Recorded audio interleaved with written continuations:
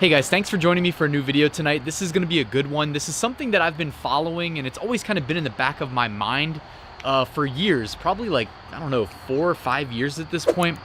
And that's the concept of pricing psychology, about these subtle ways that we as humans, whether we know it or want to admit it, but it's almost like we're programmed a certain way. We're programmed to react a certain way to certain things if they're presented in a way that can kind of tap into that subliminal subconscious programming that is inside of most of us.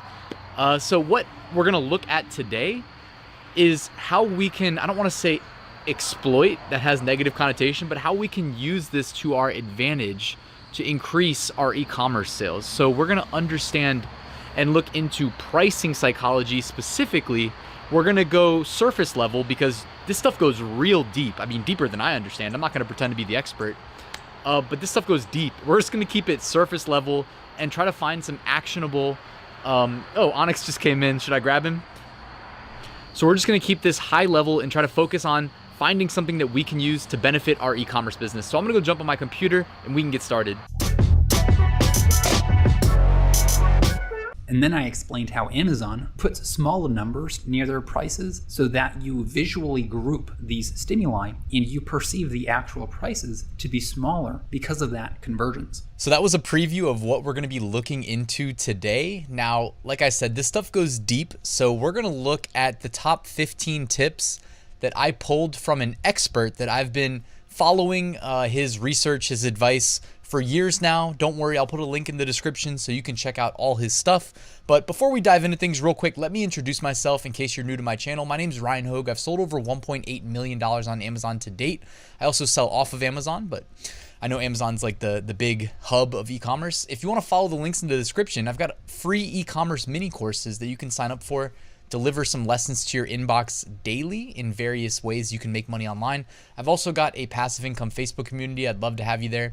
If you're not subscribed to my channel, you should consider doing so because on the first day of each month, I publish a passive income report. You can follow my progress as an e-commerce seller.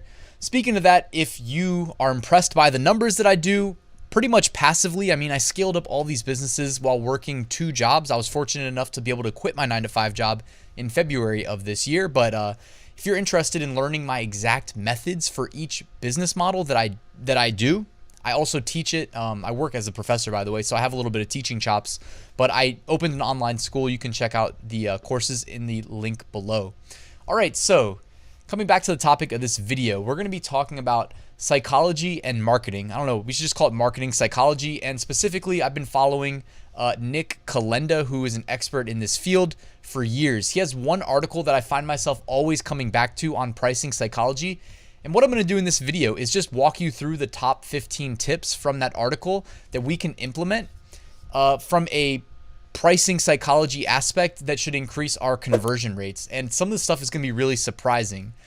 So let's just dive right into it. And tactic number 1, reduce the left digit by 1. For the past few decades, marketers have used charm pricing, prices that end in 9, 99, or 95, to have a significant increase in conversion rate. And as you can see from this data set provided by Gumroad, they compare, 99 cents to $1, $1.99 to $2. By the way, that looks like the biggest, most significant jump, $1.99 versus $2. Check that out.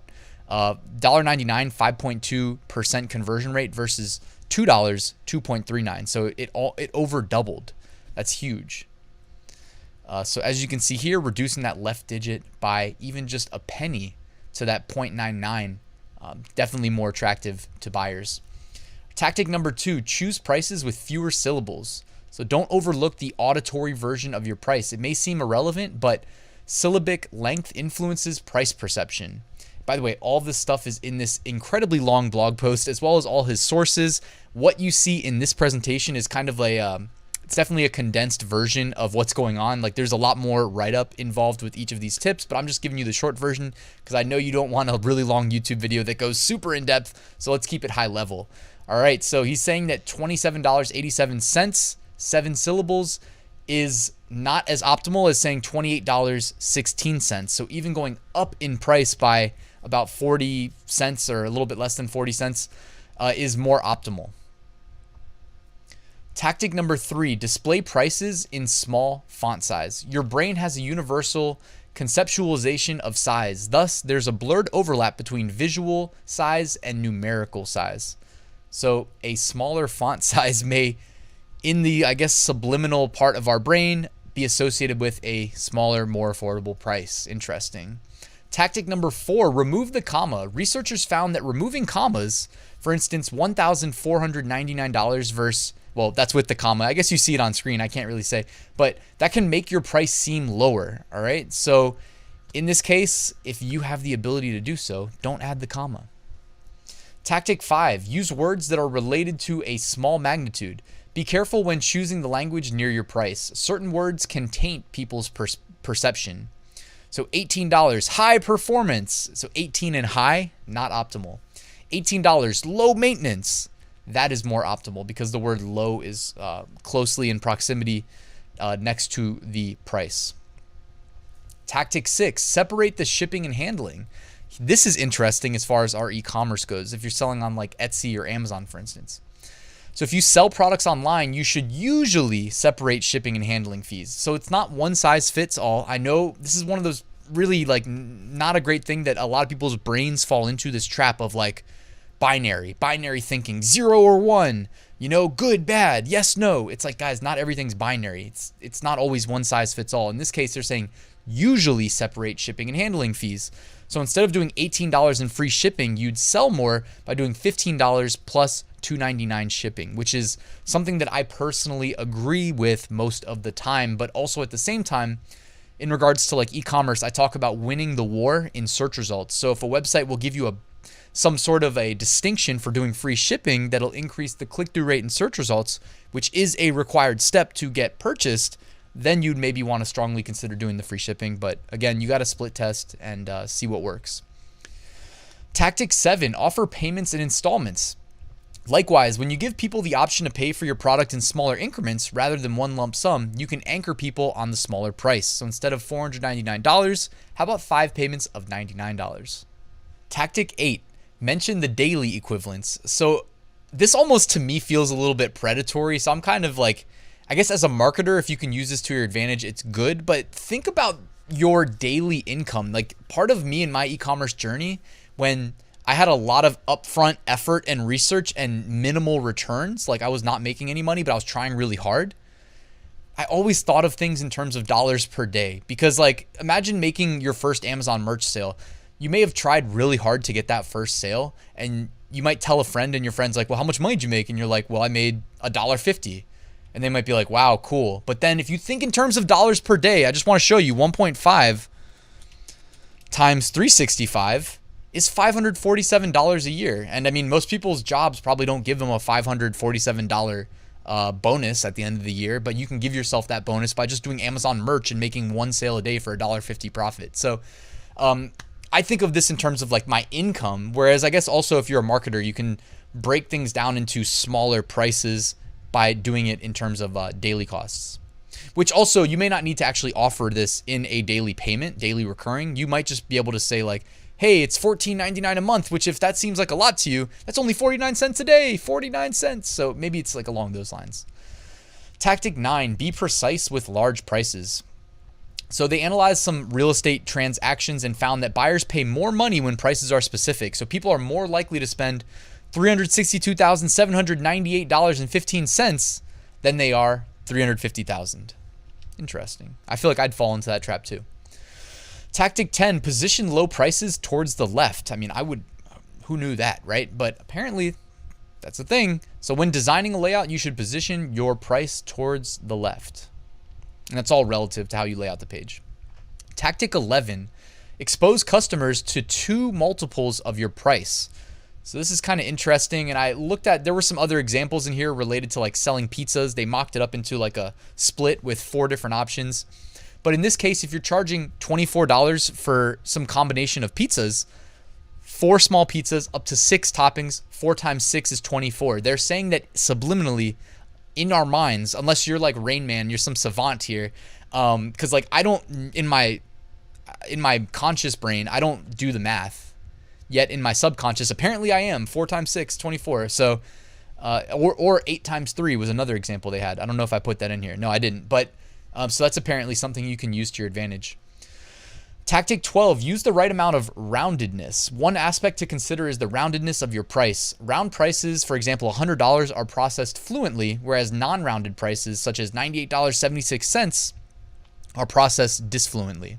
So I guess as long as it's a low number, because we just talked about how in real estate, the really high numbers for large amounts, they want the exactness. But I guess for low amounts, you'll convert better with just more exact numbers like $19. Tactic 13, tailor prices towards names and birthdays. This tactic is bizarre, but a surprising amount of research supports it. So I put a little graphic of the guy with his question marks, like, what? That's what happened to me when I read that. So here's a quote. Consumers like prices, for example, $55, that contain digits beginning with the same first letter, in this example, F, as their own first name. So Fred and Frank, they like $55 prices, more than prices that do not. Similarly, prices that contain cents digits, for instance, $49.15 that correspond to a consumer's date of birth, for instance, April 15, also enhance pricing, liking, and purchase intentions. Which, you know what, may be true. I was born on the 11th, so I would probably see like 11 as cents, and maybe I'd be like, oh, it's a sign because I was born on the 11th that I should buy it. So I don't know. Interesting. All right. And so even though this example is kind of hard to illustrate, they've got a guy with the name Frank and $60, and $60 starts with S. So Frank doesn't like 60 as much as Frank likes 55. 55 Frank. Tactic 14, show prices at the optimal time. So what should you display first, your product or your price? And this is another one that's dynamic in nature. There is not a black and white solution here. It's not binary. So in this case, for luxury items, show the product first and then hit them with the price. All right, so make them fall in love with the product, then hit them with the price tag. The opposite is true for utilitarian products such as batteries. If you're selling something that's serving a utility that people need, hit them with the price first, make them feel comfortable, and the product second. Tactic 15, and for the sake of this video, this is the last one, but there's plenty more. I think it goes up past like 40 tactics. Again, if you want to read this, it's completely free. I've got a link right here in the description. I'm not affiliated, just trying to, inform you guys and send some people to Nick Kalenda, because his YouTube channel is also really good. That's what I was showing in the intro clip. But yeah, you can also check that out. Just look up Nick Kalenda on YouTube. You can find a link on his blog. So tactic 15, display red prices to men. So another researcher with everything sourced, by the way. So you go to the link, you can click that link and find all the sources. They found that men are more likely to buy products when prices are displayed in red. As I wear a red shirt, I guess I am more likely to buy something from Amazon or eBay or wherever I shop if that price is in red. And I'm trying to think, because I know eBay does every now and then display colors in red. I wonder if that's the same on male and female accounts. Be interesting, I do shop a lot on eBay, so I know I'm probably the only one watching this video that shops on eBay, but it is what it is. I like eBay. Men seem to process the ads less in depth and use price color as a visual heuristic to judge perceived savings offered by the store. So that's what they found. And in this case, you see $49 in black and the same guy looking at $49 in red. And I'm not going to lie, the red is popping off the page way more to me than that black is. If I saw that $49, I don't know. I might be a sucker. I might be like, oh yeah, you got me there.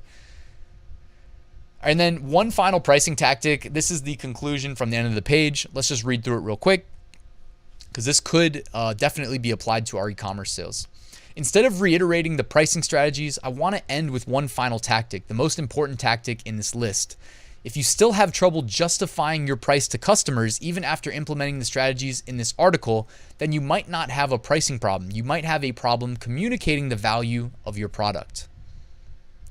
Instead of adjusting price, adjust your value proposition. Improve the perceived value of your product or service. And by the way, guys, I've heard more than one story of people who weren't selling products at a low price point, increased their price point, and started seeing more sales. So sometimes it can be price related, but your price point's too low, or your value proposition, etc.